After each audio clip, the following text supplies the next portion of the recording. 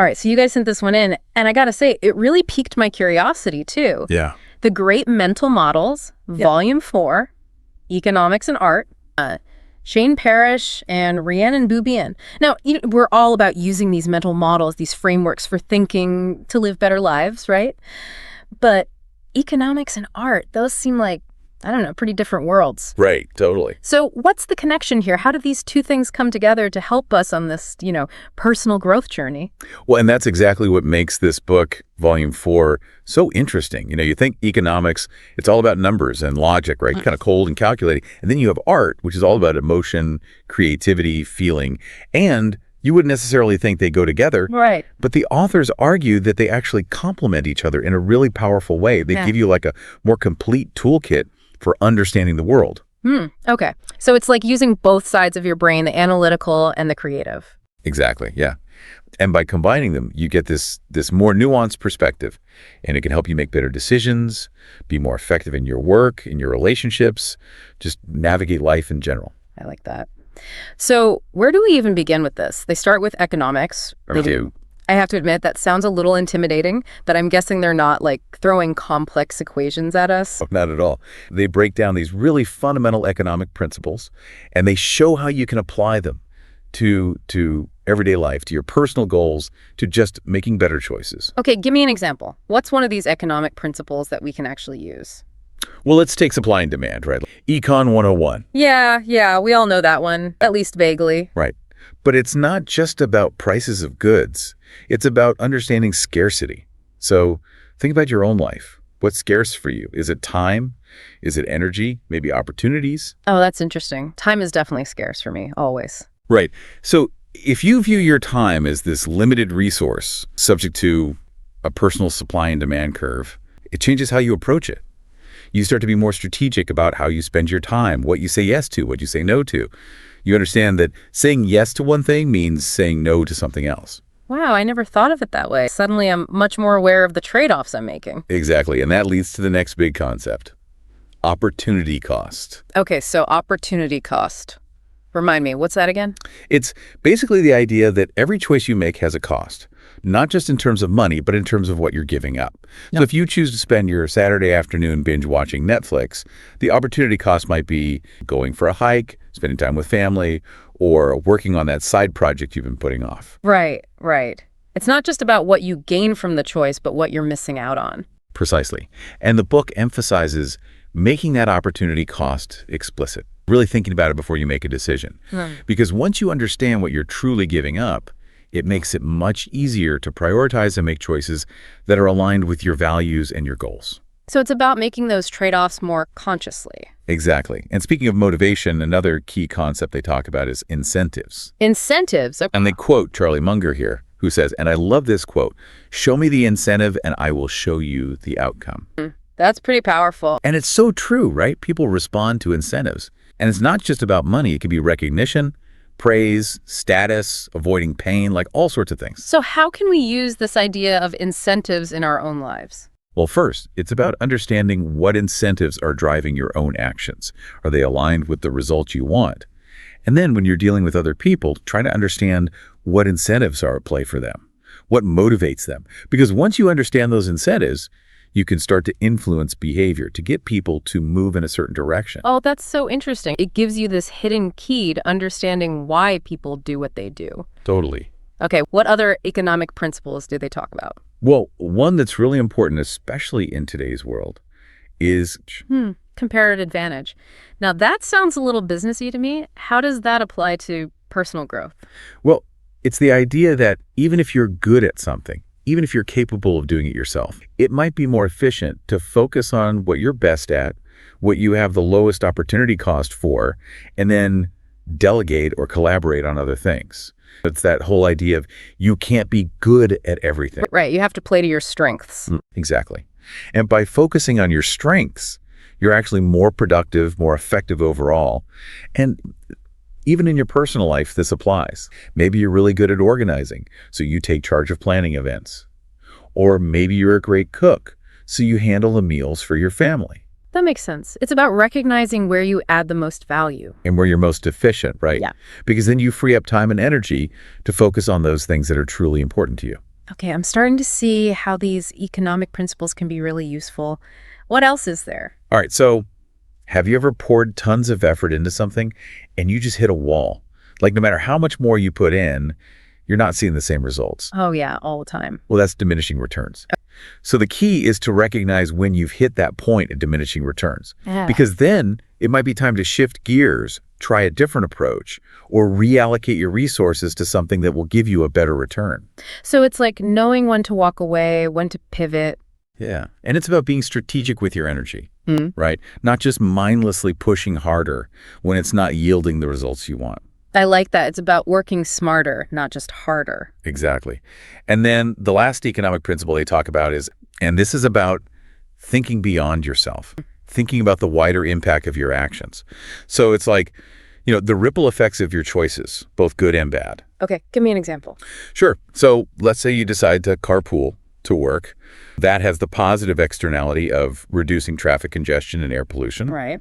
But maybe on the flip side, it makes your commute a little bit longer, so there's a slight negative externality for you. I see. So it's about being aware of how your choices affect the people around you and the world at large. Yeah, and sometimes those externalities can be really significant, even if we don't always see them. So being mindful of the impact we're having. Exactly. So that's the economic side of things. But how does art fit into all of this? Right, so the book then takes this shift and says, okay, we've looked at economics, but now let's look at art and see what kind of mental models we can learn from there. And that's where it gets a little bit mind-blowing. It does. Because, at first glance, art seems so different from economics. But the authors argue that there are these universal principles in art that can actually be really valuable tools for thinking about our own lives. What? Give me an example. Well, one of the first things they talk about is framing. Framing, like a picture frame. Think about it. When an artist paints a picture or takes a photograph, they choose what to include in the frame, right? And that frame drastically affects how we see and interpret the subject. Oh, I see. So it's like the frame focuses our attention on a certain aspect of the picture. Exactly. And they connect this to how we frame situations in our own lives. The way we choose to see a problem or a goal can completely change how we feel about it and the actions we take. So like if I'm feeling stuck in a job, I could either frame it as, ugh, I'm trapped, or I could frame it as, okay, this is an opportunity to learn new skills and figure out what I really want to do. Exactly. And those two different frames will lead to very different outcomes, right? Mm-hmm. One is going to make you feel helpless, while the other is going to empower you to take action. So it's about choosing a frame that serves you, that helps you move forward. Right. And then closely related to framing is the idea of perspective. Perspective. Just like an artist might change their perspective, physically move around to get a different view of their subject, we can also benefit from trying to see things from different angles. So it's like stepping outside of your own limited perspective. Exactly. Yeah. And that can mean trying to understand someone else's point of view, or looking at a problem from a different level, zooming out to see the bigger picture, or zooming in to focus on the details. It's like expanding your field of vision. Exactly. And then they talk about Composition, okay. So in art, composition is about how the different elements of a piece are arranged to create a unified and impactful whole, right? It's about balance, harmony, and creating a sense of visual flow. So how does that apply to our lives?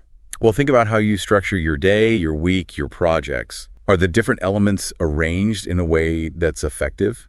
Does it create a sense of balance? Does it help you achieve your goals? I never thought about it that way. I could apply artistic principles to my to-do list. Totally. And even in your communication, the way you compose an email, a presentation, even a conversation can make a big difference in how it's received. This is getting really interesting. What other artistic principles can we use? So this one might seem counterintuitive, but they talk about the idea that constraints can actually fuel creativity. Really? Limitations can make you more creative. Think about it. Artists often thrive within constraints, right? Whether it's a specific medium, a limited color palette, or a set of rules they have to follow. Those limitations can force them to think more inventively, to come up with more elegant solutions. I guess that makes sense. Like if you have unlimited resources, you might not be as motivated to be resourceful. Exactly. So the book encourages us to see the limitations in our own lives, not as roadblocks, but as opportunities for innovation. Maybe you have a limited budget for a project. Well, that constraint might force you to be more creative with your resources and come up with a more unique solution. I love that. Turning limitations into advantages. Exactly.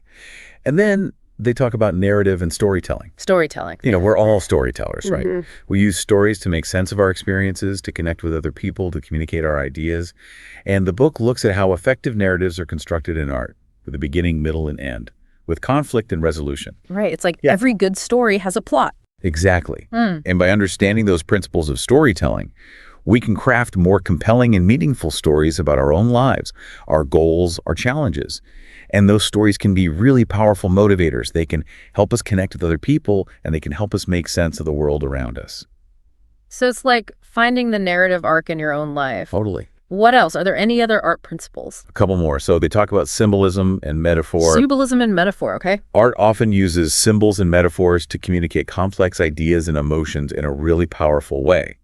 And the book encourages us to pay attention to the symbols and metaphors in our own lives, the things that hold deeper meaning for us, because they can offer valuable insights into our values and motivations. So it's like there are these hidden meanings all around us if we just know how to look for them. Right. And then finally, they touch on aesthetics and emotional resonance. Aesthetics and emotional resonance. So aesthetics is about beauty, right? And emotional resonance is about what moves us, what evokes a strong emotional response. And the book argues that understanding what we find beautiful, what resonates with us on a deep level, can be a really powerful guide for making choices in our lives. I like that. Trusting your gut, trusting your heart. Yeah, and it can inform your choices in everything from your environment to your relationships to your work. So we've talked about these economic principles and these artistic principles, but how do we actually put them together? How do we use them in a practical way? Well, and that's the real magic of this book, right? It's not about picking one or the other. It's about using them together. So give me an example. How could I combine an economic principle with an artistic principle to make a better decision? All right. Let's say you're trying to decide whether or not to take on a new project. Now, you could use the economic principle of opportunity cost, right? Think about what you'd be giving up if you said yes to this project. But you could also consider the artistic principle of framing. How are you framing this opportunity? Is it a burden or is it a chance to grow? I see. So by considering both the practical costs and the way I'm viewing the opportunity, I can make a more informed decision. Exactly. And it's not just about decisions. It's about everything. Like, let's say you're trying to motivate your team at work. You could use the economic principle of incentives, right? Figure out what motivates them, what rewards they respond to. But you could also use the artistic principle of storytelling. Craft a compelling narrative that gets them excited about the project, that connects with them on an emotional level. So it's like using both logic and emotion to get people on board. Exactly. And another example, let's say you're feeling stuck in a creative rut. You could use the economic principle of diminishing returns. Maybe you've been using the same approach for too long and it's not working anymore. But you could also use the artistic principle of constraints. Maybe you need to impose some limitations on yourself to force yourself to think outside the box. So it's like using limitations to spark creativity. Exactly. This is really making me think differently about how I approach things. That's great. That's exactly the point. So for our listeners out there who are already on this path of personal growth, what's one practical thing they can start doing today to apply these ideas? That's a good question. Because it's great to talk about these concepts, but how do we actually implement them in our lives? I think a good starting point is just to be more aware. Start noticing the different mental models at play in your own life, in your decisions, in your interactions with other people. Once you start to see them, you can start to use them more consciously. So awareness is key. Yes, and then start experimenting. Try applying an economic principle to a personal decision, or try using an artistic principle to communicate more effectively. Just play around with these different tools and see what works for you. I love that. It's about being curious, about trying new things. Exactly. And, the more you practice, the more natural it will become. So The Great Mental Models, Volume 4, Economics and Art, it's about expanding our toolkit for thinking, for making decisions, for living better lives. And it's about seeing the world in a more nuanced, more holistic way. Absolutely. It's about using both sides of our brains. I love it. Well, we hope this deep dive has given you some new ways to think, some new tools to use on your journey. I hope so. As always, thank you for joining us on Applied Wisdom, Literature for Living Better. Stay tuned for the next one. Like and subscribe if this helped you. It really helps the channel. See you next time.